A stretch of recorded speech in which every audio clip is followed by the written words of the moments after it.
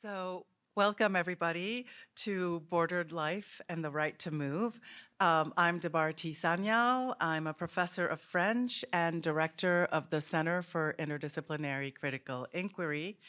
And this is Rhiannon Welch, who is co-organizer of this conference, and Cecchetti, chair of Italian literature. And we're gonna do a little duo. So Bordered Life and the Right to Move builds on previous initiatives at the Center for Interdisciplinary Critical Inquiry. CC, as we like to call it, was formed in 2023 to work across disciplines towards a capacious vision of how the arts and humanities, the social sciences, law, religious studies, as well as the global forms of critical theory can come together to address issues of pressing and common concern. Our inaugural conference on contemporary arts and techniques of migration a couple of years ago was followed by programming, among other things, on great replacement theory, on environmental crisis, authoritarianism, and the cultivation of counter-imaginaries in our repressive times. So today, borders cut through the spaces of our existence more visibly than ever before, dividing lives that are protectable from lives that are not. We see this on our campuses with visa revocations and threats to international students through the weaponization of anti-Semitism and the censorship of protest. The pipeline from the campus to the camp seems shorter and swifter with each passing day, with students ripped from their families and campus communities and forcibly shuttled across state lines for co-authoring an op-ed or mediating between university administrators and students protesting the still unfolding genocide in Gaza. Although we are made to imagine them as walls, checkpoints, fences, or other geographical barriers, including mountains and seas, located in a designated space between naturalized sovereign territories, borders are instead malleable and diffuse practices, at once material and immaterial regimes of governance carried out by state bureaucracies, NGOs, and non-state actors and institutions. Far from natural or inevitable, border practices are porous, pliable, and capable of being materialized whether or not any movement to transgress them takes place. Think, for how could we not, of the residents of Gaza, or perhaps more immediately of our own institutions cautioning against international travel for student and staff visa holders. Bordered life reverberates beyond its most literal and spectacular manifestations. Now, the contemporary border regime wields formidable powers of capture with its technologies like facial recognition software, fingerprint databases, drones, infrared cameras. Despite their novelty, long histories of racialized violence pulse through these borders. Technologies, slavery, colonialism, apartheid, indentured labor, and concentrationary legacies. Borders are a battleground for reimagining the boundaries of the human species itself with the cuts that they make between the human, the infrahuman, the non-human, the animal. Illegalization is also a lucrative industry. Neoliberal corporate and military interests come together in the profitable capture of bodies, indeed, in the capture of life itself. We can think here of the recent $30 million contract between ICE and Palantir to develop a platform giving near real-time visibility on illegal aliens who are self-deporting. So we've titled our convening Bordered Life and the Right to Move, a conceptual invitation more than a rigid framework that seeks to identify the specific regimes and technologies of surveillance operating at borders today and to summon their entangled prehistories across numerous sites, from the colony to the plantation to the camp.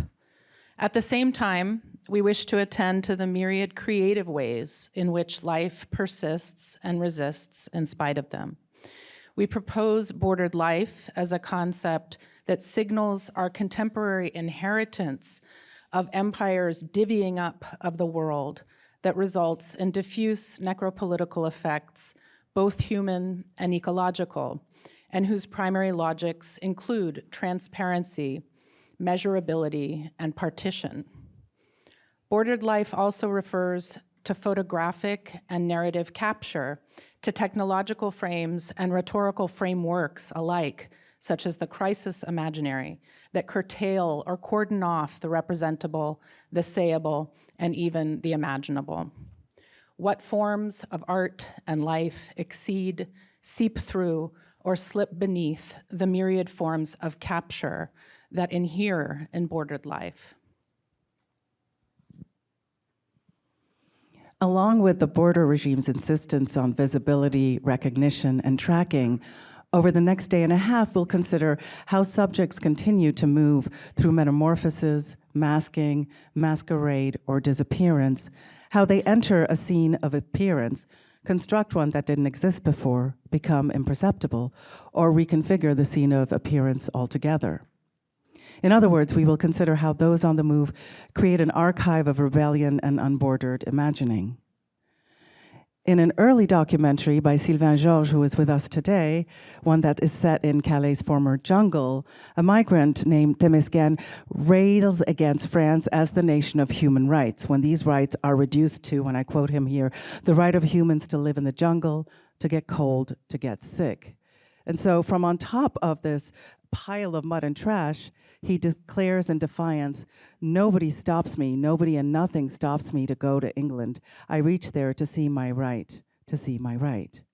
For Temesgen, my right is the right to cross borders, his allusion to a right that awaits to be reached, seen, recognized, and owned elsewhere, rather than distributed by a hypocritically humanitarian regime, is only one example of how the displaced reimagine the right to exist, to persist, to stay on the move, or remain in place. These performative claims to what Hannah Arendt termed the right to have rights summon new understandings of individual and collective rights, as well as counter-imaginaries of bordered life. We'd like to thank the English department for the beautiful Maud Fife room, the Institute of European Studies with funding provided by Jean Monnet Fund and the European Union. Never before have EU funds been so wisely spent. And we'd also like to thank our invited panelists and moderators, some of whom have traveled considerable distances in times that feel rather risky for such travel, as well as our colleagues here on the Berkeley campus. We'd like to acknowledge graduate student participants from our co-taught seminars on borders from the spring of 2023 and the fall of 2024. We also want to thank the Arts and Humanities Dean's Office for its general support of CC, and also recognize a Campus Mellon Project grant and a Mellon Foundation grant for a counter-imaginary in authoritarian times. This conference, though, lastly and not least, could not happen without the extraordinary staff at CC.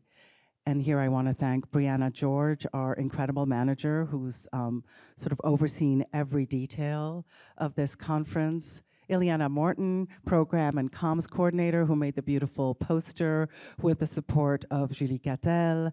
Dylan Tingley, our Mellon project manager.